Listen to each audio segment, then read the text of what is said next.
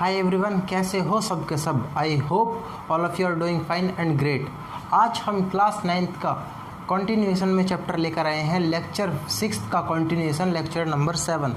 हम already lecture 6 में 5 question अपने मोशन चैप्टर के कर चुके हैं एक्सरसाइज के। तो आज 6 से कंटिन्यू करेंगे, पढ़ते हैं 6 क्वेश्चन की तरफ। 6 क्वेश्चन क्या बोलता है, थोड़ा सा अजीब है ये क्वेश्चन क्योंकि ग्राफ आ जाता है इसमें। ये बोल रहा है सोज फिगर 8.11। आई प्रेफर यू कि अपनी किताब को NCERT की बुक को खोल कर बैठेंगे, तभी सारी चीज़ें समझ में आएंगी। क्वेश्चन उसमें से देखते रहेंगे थोड़ा, क्योंकि क्वेश्चन लिखना इज़ लाइक टास्क बढ़ जाएगा फालतू का। Figure 8.11 shows the distance time graph of 3 object. Figure 8.11 जो फिगर है ये हमें एक ग्राफ दिखाता है, और ग्राफ कैसे है उसके बारे में बातें करते हैं।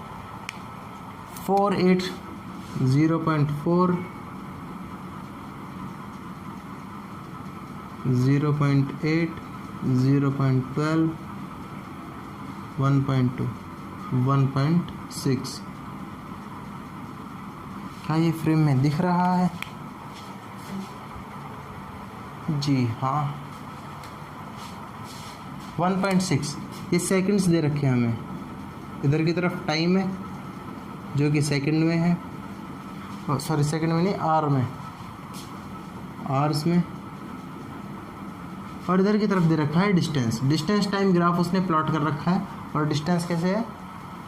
4 6 4 8 12 12 8 4, और डिस्टेंस है किलोमीटर में। अब इसने जो ग्राफ दिया है, ग्राफ को बनाते हैं, थोड़ा करते हैं प्लॉट।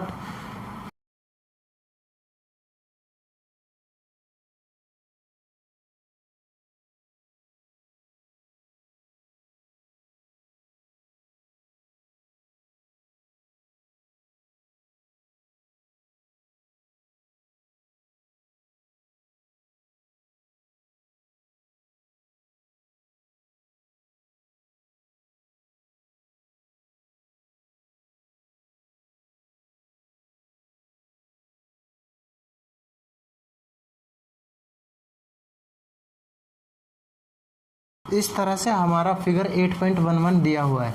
अब इस फिगर को थोड़ा सा समझते हैं। फिगर में क्या क्या बोला गया है?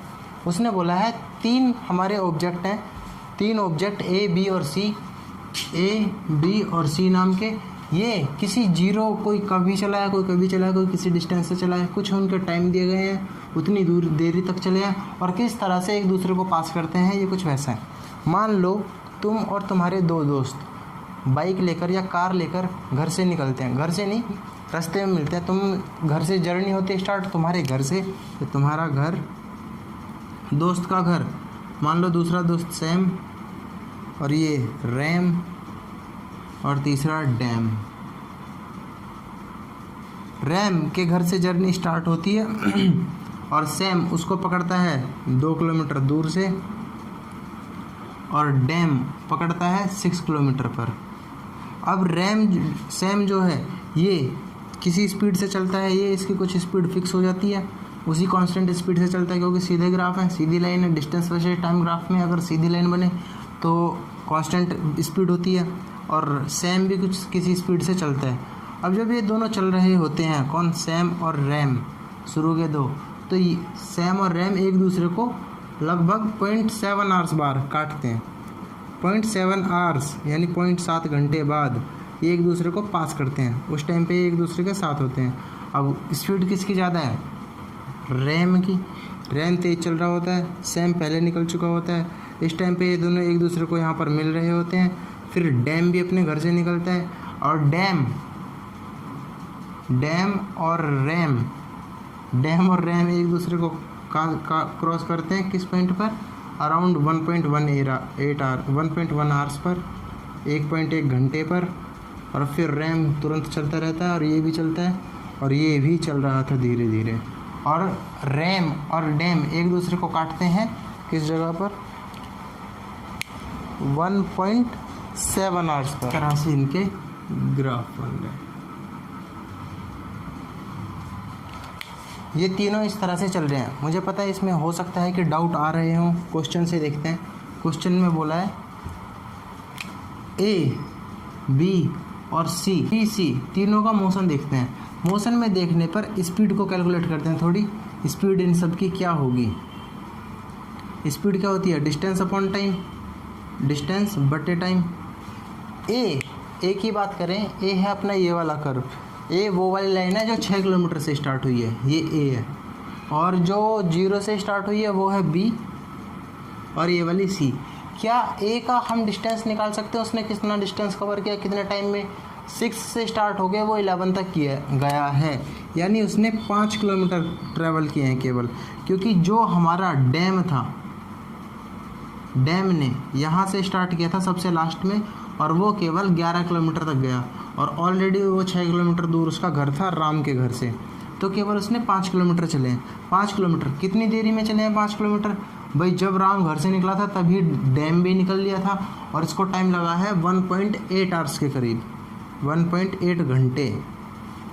कैलकुलेट करते हैं इसकी स्पीड, पॉइंट हटेगा 0 आएगी, कितनी निकलेगी? 25/9, 25/9 आएगी इसकी स्पीड। बी की बात करें, बी अपना कौन सा है? जो ओरिजिन से यानी 0 से चला है।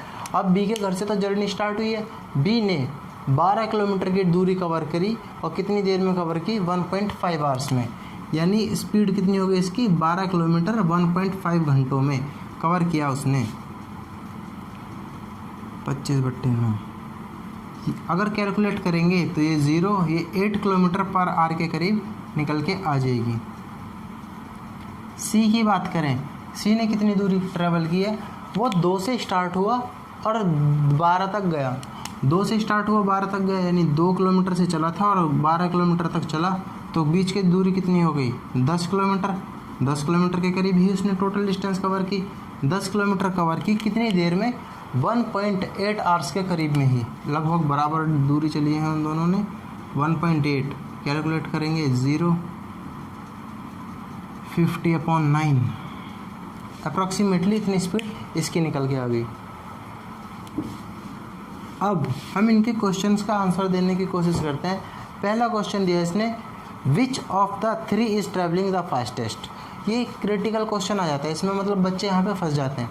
मैंने बताया था जब हम थ्योरी पढ़ रहे थे कि स्पीड डिस्टेंस वर्सेस टाइम के ग्राफ में देखें और हमें स्पीड कैलकुलेट करनी है, तो जिस लाइन का एंगल एक्स एक्सिस के साथ सबसे ज़्यादा होगा उसी की स्पीड सबसे ज़्यादा होती है। क्या हमें सबसे ज़्यादा एंगल दिख रहा है? इसमें एक्स एक्सिस ये हुआ, इतना एंगल केवल, इसमें ये, इसमें छोटा सा, और इसमें देखो कितना बड़ा। यानी बी के केस में ए ऑप्शन का आंसर क्या है? बी की स्पीड सबसे ज़्यादा है, स्पीड इज हाईएस्ट, सबसे ज़्यादा स्पीड बी की है। क्वेश्चन बी बोलता है, all 3 ever at the same point on the road. क्या तीनों कभी किसी सेम पॉइंट पर एंड कर रहे हैं? मतलब किसी ऐसे पॉइंट पर तीनों एक साथ हैं कि तीनों मिल रहे हो। मान लो अगर मैं किसी एक पॉइंट पर एक गनर को बैठा दूं, शूटर को बैठा दूं कि तीनों में एक साथ गोली मारनी है तुझे, एक गोली को मार जो तीनों में से पार होके निकल जाए। क्या वो कभी टाइम आया है? जहाँ पर लाइन इंटरसेक्ट करती हैं वो पॉइंट होता है कि वो मिल रहे हैं आपस में। हमें दिखा बी और सी मिल रहे थे 0.7 आवर्स पर, और ए और बी मिल रहे हैं 1.1 आवर्स पर, लेकिन तीनों कभी भी एक दूसरे को नहीं काट रही। तो ऐसा कोई पॉइंट था ही नहीं, नो, ऐसा कोई पॉइंट है ही नहीं। All 3 ever at the same point on the road, कभी वो तीनों एक सेम पॉइंट पर होंगे? नहीं होंगे कभी भी। ऑप्शन नंबर सी क्या बोलता है, how far has C travelled when B passes A. C ने कितनी दूरी कवर कर ली जब बी ए को पास करती है? बी ए को पास करती है तो सी ने कितनी दूरी कवर कर ली? क्या हमने देखा बी ए को पास कहाँ करती है? 1.1 आवर्स पर। इस टाइम पर पूछा है उसने, तो उसने इनडायरेक्टली हमें टाइम दे दिया है कि टाइम दिया है तुम्हें 1.1 आवर्स, और स्पीड ऑफ सी कैलकुलेट हमने की ही थी कितनी? 50/9। अब ये कैलकुलेट करके बताओ कि कितनी दूरी उसने सी ने चल ली थी इतने टाइम में। हमें पता है स्पीड का फॉर्मूला क्या होता है, डिस्टेंस बटे टाइम। डिस्टेंस हमें पता नहीं है, एक्स मान लेंगे, टाइम हमें दिया हुआ 1.1, स्पीड हमें पता ही है, क्रॉस मल्टीप्लाई करके क्या डिस्टेंस निकल के आ जाएगा? कितना निकल के आएगा? 55/9। ये होगी हमारी x की डिस्टेंस और ये किलोमीटर में होगी क्योंकि डिस्टेंस स्पीड हमारी किलोमीटर पर आवर में थी। नोट करेंगे इसको, बढ़ेंगे आगे। अब बचता है अपना option number D. Option number D बोलता है how far has B travelled by the time it passes C. B ने कितनी दूरी कवर कर ली जब ये सी को पास करता है। बी सी को पास कहाँ पर करता है? इस पॉइंट पर 0.7 आवर्स पर। 0.7 आवर्स पर यानी टाइम दे दिया है हमें 0.7 आवर और इसने डिस्टेंस पूछी है कितनी डिस्टेंस बी ने ट्रैवल कर ली थी उतने टाइम में। ये डी ऑप्शन है। क्या हमें स्पीड ऑफ डी पता है? अभी calculate B speed of B, D कहाँ से आ गया? अभी हमने कैलकुलेट की थी 8 kilometre our, 8 kilometre per hour क्या होती है? हमें डिस्टेंस नहीं पता, टाइम कितना है 0.7, क्या निकाल लेंगे 5.6 किलोमीटर के करीब निकल के आ जाएगी। और इसी के साथ ये क्वेश्चन होता है समाप्त। थोड़ा सा लॉजिकल है, इसको एक बार ज़रूर से रिवाइज करेंगे ताकि हमें ये कॉन्सेप्ट पकड़ में आ जाए, क्योंकि सारा डाटा हमने ग्राफ से निकाला है और इसमें बच्चे थोड़े से अटकते हैं। नोट करेंगे इसको, फिर बढ़ते हैं आगे। क्वेश्चन नंबर 7 क्या बोलता है? A ball is gently dropped from a height of 20 metre. एक बॉल 20 मीटर हाइट से, धरती से यानी ग्राउंड से 20 मीटर ऊंचाई से वो इजीली ड्रॉप कर दी गई। जेंटली यानी पकड़ी हुई बॉल और जस्ट छोड़ दी। यानी जब वो जस्ट छोड़ी गई है, क्या वहाँ पर हमें पता है उसकी वेलोसिटी 0 मीटर पर सेकंड है? बिल्कुल, वो रेस्ट में थी जब जस्ट छोड़ी गई थी। और उसने बोला है वो नीचे आ रही है 10 मीटर पर सेकंड स्क्वायर से, 10 मीटर पर सेकंड स्क्वायर की एक्सीलरेशन से। और उसके ग्राउंड को हिट करने से पहले वेलोसिटी निकालनी है, यानी फाइनल वेलोसिटी हमें निकालनी है। टाइम हमें दिया नहीं गया। क्या हमें इक्वेशन ऑफ मोशन पता है? इक्वेशन ऑफ मोशन और थर्ड इक्वेशन यहाँ पर अप्लाई हो जाएगी, v² = u² + 2as। Final velocity हमें निकालनी है। इनिशियल वेलोसिटी क्या है? 0। एक्सीलरेशन क्या है हमारी? 10 और डिस्टेंस क्या है? 20 मीटर। कैलकुलेट करेंगे 2 × 10 × 20 400 और 400 का रूट क्या होता है? v²। जब ये स्क्वायर उधर जाएगा हो जाएगा रूट करेंगे इसका तो निकल के आएगी 20 मीटर पर सेकंड। यानी फाइनल वेलोसिटी जो निकल के आई है वो है 20 मीटर पर सेकंड निकल के। इसका एक डायरेक्ट फार्मूला भी होता है फ्री फॉल के केस में। अगर कोई ऑब्जेक्ट ऊपर से पकड़ के फ्रीली बगैर किसी धक्का दिए ऐसे ही छोड़ दे जेंटली, तो उसकी फाइनल वेलोसिटी का डायरेक्ट फार्मूला होता है v² = 2as या फिर v = √2gh बोलना ज़्यादा प्रेफर रहेगा, gh। h क्या होती है? हाइट, और g क्या है? Acceleration due to gravity. कई बार इसको दे दिया जाता है और कई बार मेंशन भी नहीं करेगा क्योंकि हमें g की वैल्यू पता होनी चाहिए। एक्चुअली होती है 9.8 मीटर पर सेकंड स्क्वायर, लेकिन राउंड ऑफ करके वो उसको बोल देता है 10 ताकि क्वेश्चन में आसानी हो जाए हमें सॉल्व करने में। नोट करेंगे इसको। अब हमारे 7 क्वेश्चन कंप्लीट हो चुके हैं ऑलरेडी। हम 5 पिछले लेक्चर में कवर कर चुके हैं, 2 अभी कवर किए हैं। बढ़ते हैं क्वेश्चन नंबर 8 की तरफ। 8 बोलता है speed versus time graph is given. Speed versus time graph is given. और ग्राफ किस तरह से दिया है? स्पीड दिया है हमें मीटर पर सेकंड में ms-1 और टाइम दिया है सेकंड में 2 4 6 8 10 2 4 6 8 10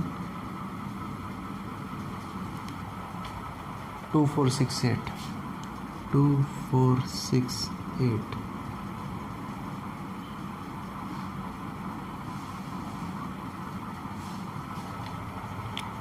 और इसने बोला है कि यहाँ पर कहीं एक टाइम पर मोशन हो जाता है कांस्टेंट, 0 से स्टार्ट होकर 4 पर हो जाता है अप्रोक्सीमेटली 5 पर सेचुरेट,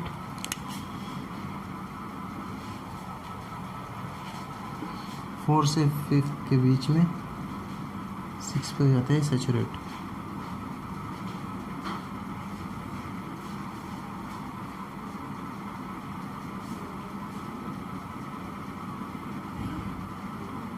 ऐसा सा कुछ उसने मोशन दिया है हमें कि स्पीड वर्सेस टाइम का ग्राफ उसने दे दिया ऐसा सा।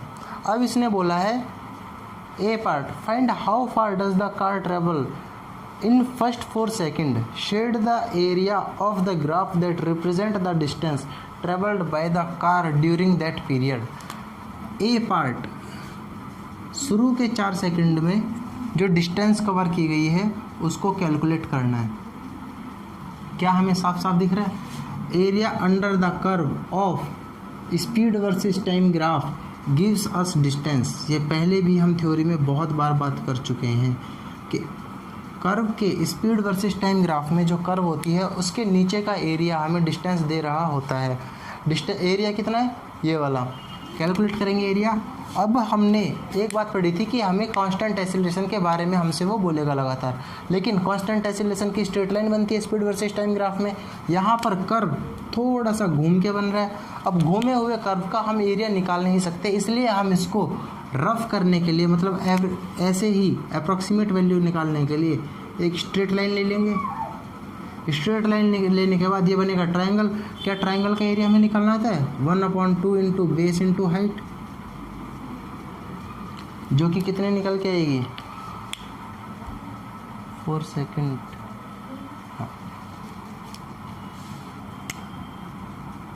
6 पर ये काट रहा है इसको। हाफ इंटू बेस कितना हो गया? 0 से 4 यानी 4, और हाइट कितनी हो गई? 6। कैलकुलेट करेंगे, निकल के आएगा 12 मीटर। 12 मीटर की वो दूरी कवर कर चुका है शुरू के 4 सेकंड के अंदर। अब बढ़ते हैं पार्ट बी की तरफ। पार्ट बी बोलता है which part of the graph represents uniform motion of the car. Uniform motion का मतलब कांस्टेंट एक्सेलरेशन, क्योंकि यूनिफॉर्म मोशन यहाँ पर यही होगा। यूनिफॉर्म मोशन यानी सेम टाइम में वो सेम डिस्टेंस कवर कर रहा हो, यूनिफॉर्म मोशन वही होगा। यूनिफॉर्म मोशन वो होता है जहाँ पर हमारी वेलोसिटी कांस्टेंट होती है, यानी सेम टाइम में सेम डिस्टेंस कवर कर रहा होगा। यानी कांस्टेंट स्पीड कांस्टेंट कब होगी? जब एक्सीलरेशन बराबर 0 हो। और एक्सीलरेशन 0 कब हो रही है? मैंने बताया था कि जब हम अपने स्पीड वर्सेस टाइम ग्राफ में देखते हैं और जितना एंगल होता है अपने एक्स एक्सिस के साथ वो हमारी होती है एक्सीलरेशन, और जब एंगल बिल्कुल 0 हो जाएगा तो एक्सीलरेशन भी 0 हो जाती है। और एक्सीलरेशन 0 कहाँ पर हो रही है? यहाँ पर, क्योंकि एक्स एक्सिस के साथ जो एंगल बना है वो 0 डिग्री का है। 0 डिग्री का एंगल है, तो यहाँ पर एक्सेलरेशन हो जाएगी 0, और एक्सेलरेशन 0 हो जाएगी तो स्पीड ऑब्वियसली कांस्टेंट हो जाएगी, क्योंकि एक्सेलरेशन का फॉर्मूला क्या होती है? इक्वेशन भी पता है हमें, v² + u² + 2as। जैसे ही तुम्हारी एक्सेलरेशन 0 होगी तो v² = u², और final velocity equals to initial velocity हो जाती है, यानी वेलोसिटी बराबर निकल के आने लगेगी। वो चेंज नहीं होगी ओवर द टाइम, मतलब टाइम के साथ वो चेंज नहीं होगी, कांस्टेंट आ जाएगी। फॉर्मूले से ये पता लग रहा है। और कांस्टेंट वेलोसिटी आ जाएगी तो उसको बोलते हैं हम यूनिफॉर्म मोशन, यानी बी पार्ट यूनिफॉर्म मोशन। कब आएगा? आफ्टर 6 सेकेंड्स, क्योंकि 6 सेकंड के बाद ही वो बिल्कुल अपने एक्स एक्सिस के पैरेलल हो गई है। देखेंगे ग्राफ में 6 सेकंड पर ये क्या है, 6 सेकंड के बाद वो बिल्कुल ग्राफ के पैरेलल हो जाती है। इसी के साथ अपना क्वेश्चन नंबर 8 भी होता है समाप्त। पॉज करेंगे वीडियो को, नोट करेंगे इस क्वेश्चन को। काफ़ी सुंदर क्वेश्चन था ये, यूज़ किया था कॉन्सेप्ट को। आई रेकमेंड यू कि वीडियो को पॉज करके नोट कर लो, क्योंकि उतना टाइम देना मेरे बस की बात नहीं है। अगर उतना टाइम दिया तो वीडियो की लेंथ इतनी हो जाएगी कि दूर से देख के ही बालक डरने लग जाएंगे। क्वेश्चन नंबर 9 क्वेश्चन क्या बोलता है? State which of the following situation are possible and give example each of the question, each of the case. मतलब 3 उसने सिचुएशन दी है, अब बताओ इनमें से कौन कौन सी पॉसिबल है, A B C, और जो जो पॉसिबल है उसके लिए एग्जाम्पल भी दो। पहला क्वेश्चन बोला उसने an object with a constant acceleration but 0 velocity. Acceleration तो कांस्टेंट होनी चाहिए पहले क्वेश्चन में, एक्सीलरेशन कांस्टेंट, और वेलोसिटी होनी चाहिए 0। क्या हमने थोड़ी देर पहले अभी बॉल का एग्जांपल देखा था? जब बॉल को जस्ट ऊपर से छोड़ा गया था तो उसकी वेलोसिटी क्या थी? इनिशियल वेलोसिटी 0 और एक्सीलरेशन क्या थी? 10 मीटर पर सेकंड। एग्जांपल हो गया वो इसी का, तो नो लिख लेंगे इसमें यस इट इज़ पॉसिबल। और किस में होता है?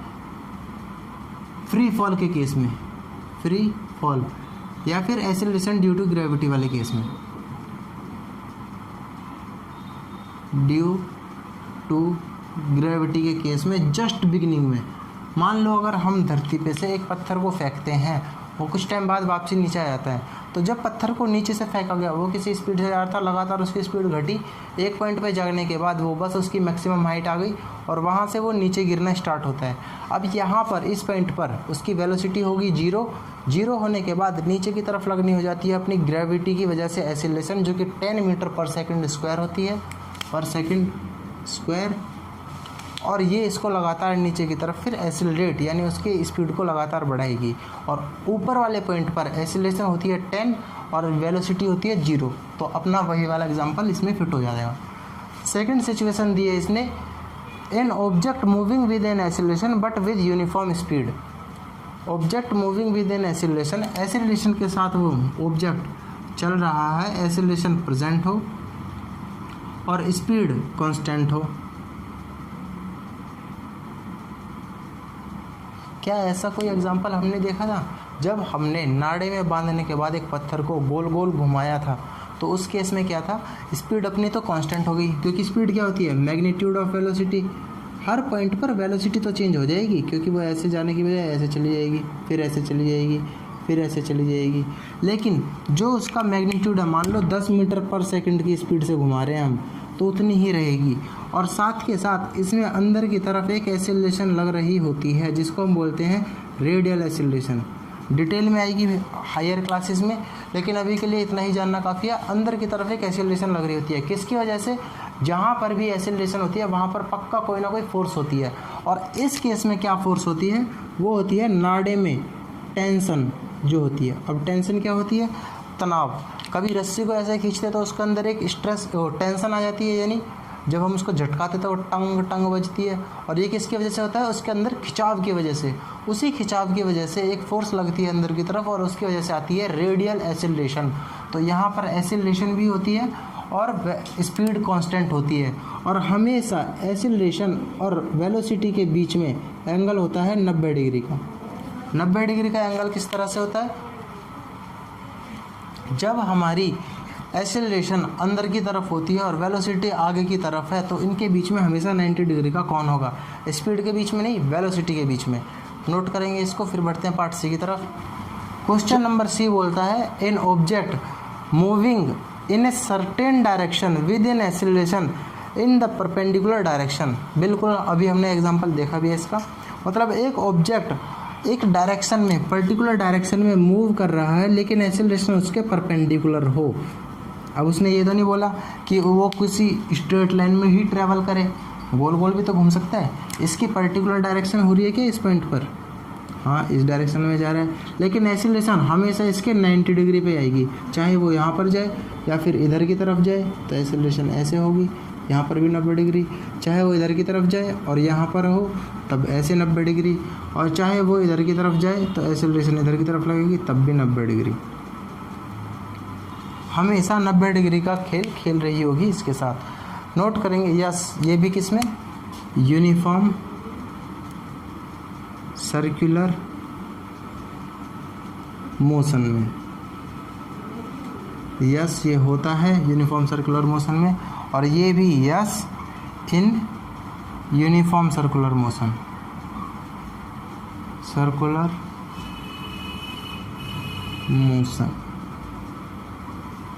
नोट करेंगे क्वेश्चन नंबर 9 को और बढ़ते हैं अपने क्वेश्चन नंबर 10 की तरफ। क्वेश्चन नंबर 10 क्वेश्चन क्या बोलता है? An artificial satellite is moving in a circular orbit of radius. कुछ रेडियस दे रखी है और सर्कुलर ऑर्बिट में यानी गोल गोल घूम रही है हमारी सैटेलाइट। किस रेडियस के साथ? 42250 किलोमीटर। और इसने बोला है कि ये धरती का चक्कर मारती है 24 घंटे में। Calculate its speed if it takes 24 hours to revolve around earth. क्या सैटेलाइट पता है हमें कैसे घूमती हैं? बीच में होती है हमारी अर्थ, उससे दूर हम छोड़ देते हैं जाके सैटेलाइट को। कुछ ऐसी सी आकृति होती है सैटेलाइट, इसमें पंख हैं। अब ये सैटेलाइट गोल गोल हमारे घूम के इस ऑर्बिट में, यानी इसके गोल गोल घेरी जो है उसमें ये घूमती रहती है, और घूमने के साथ हमारी धरती पर सिग्नल्स भेज के हमें इन्फॉर्मेशन देती रहती है। जब 24 आवर्स लगते हैं उसे अर्थ का चक्कर काटने में। कितनी डिस्टेंस, क्या हम उसकी स्पीड कैलकुलेट, इसने बोला है कि उसकी स्पीड कैलकुलेट करो। स्पीड का हमें फॉर्मूला पता था, डिस्टेंस अपॉन टाइम। और यूनिफॉर्म सर्कुलर मोशन में डिस्टेंस क्या होती है? उसकी सर्क्यूम्फेरेंस। और सर्क्यूम्फेरेंस कितनी होती है सर्कल के केस में? 2πr। रेडियस हमें दिया ही हुआ है 4.2, और टाइम कितना है? 24 आवर्स का हमें टाइम दिया हुआ है। रेडियस हमें पता है 3.14 होती है वैल्यू इसकी, पाई की रेडियस कितनी है? 42250 किलोमीटर अपॉन 24। कैलकुलेट करेंगे इसको 12 से इसको काटेंगे, 12 3 जा 36, मुझे कितना 62, 5 62 24 10, अप्रॉक्सीमेटली 1 टाइम्स। अप्रॉक्स इतनी वैल्यू निकल के आएगी। हम इसकी आपस में मल्टीप्लाई कर देंगे तो हमारी वैल्यू निकल के आ जाएगी। करें calculate, 3 times this 9000 plus 1500 plus 63 9000 15 10,000 10,563। क्या आपको चाहिए? मल्टीप्लाई करना है, कैलकुलेट करेंगे इसको। 352 3.14 4.4 8 522 4 14 3521 2 टाइम्स 36510 495510। इतनी वैल्यू निकल के आएगी 10955594। इतने किलोमीटर पर आवर के करीब उसकी स्पीड निकल के आई है। ये होगी हमारी स्पीड। किस तरह से निकाली है? जितनी डिस्टेंस वो कवर करेगी 24 आवर्स में, कितने डिस्टेंस कवर की है? सर्क्यूम्फेरेंस पे चलेगी अपनी ऑर्बिट के। सर्क्यूम्फेरेंस क्या होती है? 2πr। सर्कल के हमने केस में पढ़ाई हुआ, 9th मैथमेटिक्स में अच्छे से पढ़ी गई है।